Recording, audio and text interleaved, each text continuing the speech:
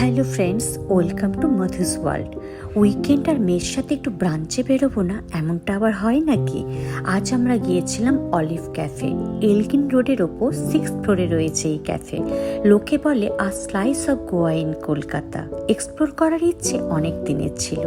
এত সুন্দর decor, Greek decor, pastel and nude shades use করা হয়েছে। Mostly white and olive green কালারের ওপর বেস করে ইন্টেরিয়ারটা করা হয়েছে। Very aesthetic interior. Outside inside sitting arrangement রয়েছে। আমরা ট্রাই করেছিলাম এখানকার ফেমাস হামাস আর কফি ক্রিম। আর হ্যাঁ, আমার ফেভারিট ব্ল্যাক কফিও কিন্তু ছিল। খাওয়া দাওয়া একটু ওভার প্রাইস ঠিকই, কিন্তু কোয়ালিটি ইজ টু গুড। এদের ওয়াশরুমটাও আমার খুব সুন্দর লেগেছে। সব মিলিয়ে অলিভ অবশ্যই ভিজিট করা উচিত। তাহলে ব্লগটা বরং আজ এখানেই শেষ করলাম।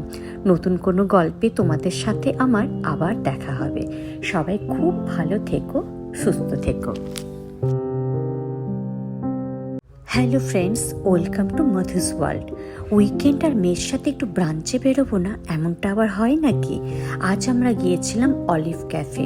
এলগিন রোডের ওপর 6th ফ্লোরে রয়েছে এই ক্যাফে। লোকে বলে a slice of Goa in Kolkata. Explore করার ইচ্ছে অনেক দিনের ছিল। এত সুন্দর decor, Greek decor, pastel and nude shades use করা হয়েছে। Mostly white and olive green কালারের ওপর বেস করে ইন্টেরিয়ারটা করা হয়েছে। Very aesthetic interior. Outside inside sitting arrangement রয়েছে। আমরা ট্রাই করেছিলাম এখানকার ফেমাস হামাস আর কফি ক্রিম। আর হ্যাঁ, আমার ফেভারিট ব্ল্যাক কফিও কিন্তু ছিল। খাওয়া দাওয়া একটু ওভার প্রাইস ঠিকই, কিন্তু কোয়ালিটি ইজ টু গুড।